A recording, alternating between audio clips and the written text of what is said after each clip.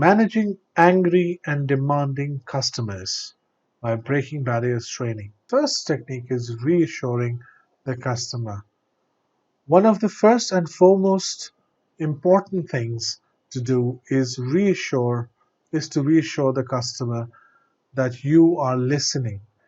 Even if you won't be able to give them exactly what they want, they need to be sure that their message is getting across. The sad fact is that many customers will have had negative experiences before this call. You need to demonstrate that they have your attention and that you really intend to help. Let's look at some examples of reassuring statements. Calling us was the right thing to do. Let me quickly find out how I can be of help. I'll let you explain the situation first, and then we'll find you a solution. Please feel free to tell me anything you think is relevant. I can certainly understand why this is so distressing. Your issue is a cause of concern to us. Let's find out why this happened. Now, do remember, while you're using these statements, you should use these statements honestly. The tone needs to be right. Don't just say these words when you don't mean it. Say these words when you mean it. So do practice these words and so that they come naturally to you when you require them. The second point is showing empathy. Empathy is important so it can help to show that anyone would feel the same under these circumstances. The quickest way to anger somebody is to suggest that they are overreacting. Even if the customer's response does seem out of proportion, like they might be shouting at you or hurling abuses, there are ways to be apologetic without just saying sorry. In fact, saying sorry can often give the customer a new avenue for their complaint. Sorry doesn't solve my problem. I don't need your sorries. I've heard a lot of customers saying that. Let's look at some examples of empathy statements. I cannot imagine how upsetting it is to whatever the issue is. I understand that you're upset and your anger is justified. I love this statement. When you say I understand you're upset, you're actually acknowledging the other person's feeling, and then you're also saying that your anger is justified and you're not mad. I would feel the same in your situation, and we will sort this out. Your experience does not meet our expectations of our own service. I know how frustrating it can be. Let's see how I can help you. I can certainly appreciate how you feel. Thank you for bringing this to my attention. This is how you show empathy. This is how you show that you really, really care. Let's go for the third point. Keep it factual. If the customer's anger is making the call difficult to deal with, try to keep things factual. Simply outlining the situation encourages them to focus on their communication and makes it harder to maintain an aggressive tone. It's also very useful to give the customer some idea of what measures you are going to take to help them.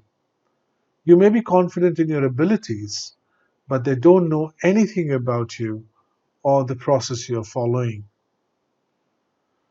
Let's see some examples of statements to keep the interaction factual.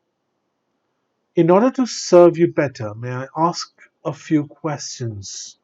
Let me check I've got all the facts straight.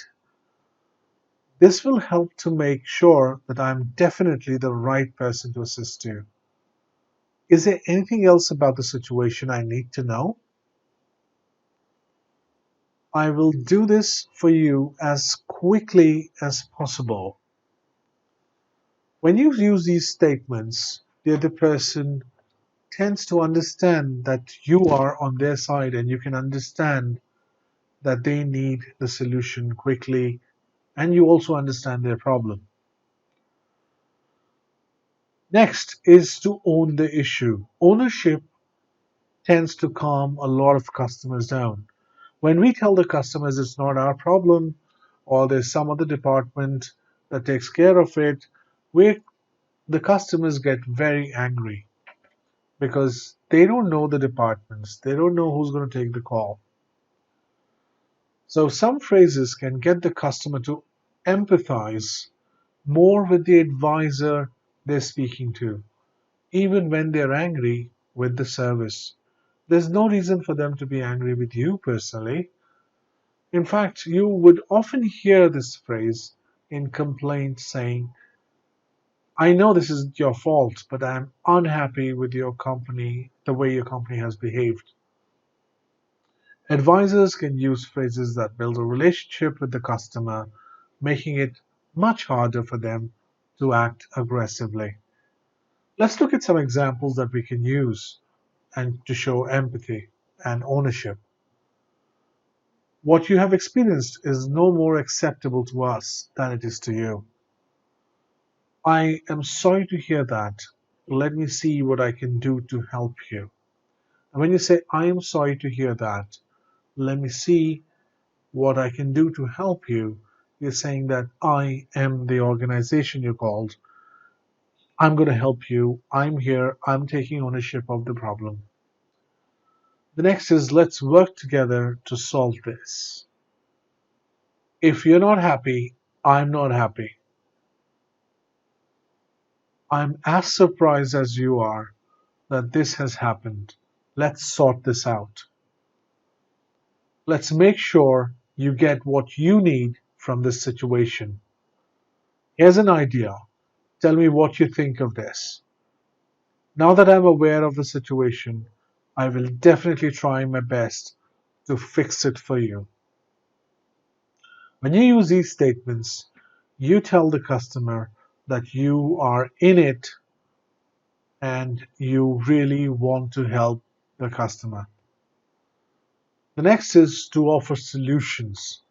What the customer needs is a solution, not your sorry, not your apology, not even your empathy. What they need is a solution to their problem. So finally, advisors need to sell a solution to the customer. When I say sell, you have to convince the customer that this is the right thing to do. This can be tough because it's not always going to be the outcome that the customer hoped for.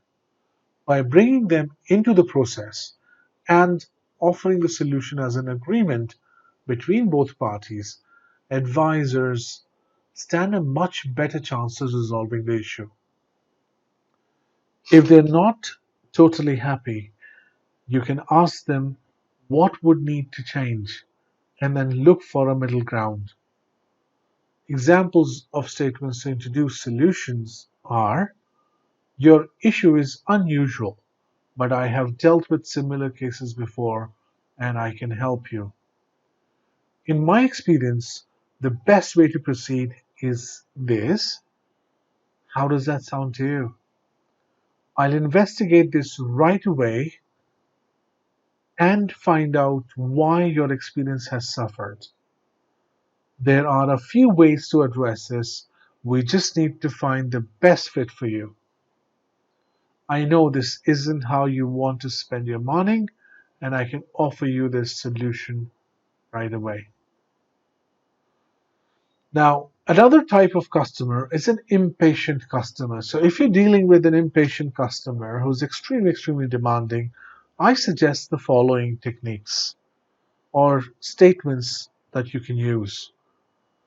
This process tends to take X minutes, so is there another time that you would like me to call you back? I understand your business is getting affected, and we would get the network up as quickly as possible. I understand that you need this fixed immediately, and let me assure you, I'm on it 100%. I'll run through this as quickly as I can for you, Mr. X. What I'm doing right now is this, and this. So an impatient customer wants to know that action is taking place. And if you can tell this person that you are 100% committed and there is some action taking place and his issue will be resolved quickly, they will buy it and they will be there with you and they will also support you. So thank you for your time today. Connect with us for customer instructor led online training and more video based content. Or do visit our website www.bbtraining.net or email or WhatsApp us for more information.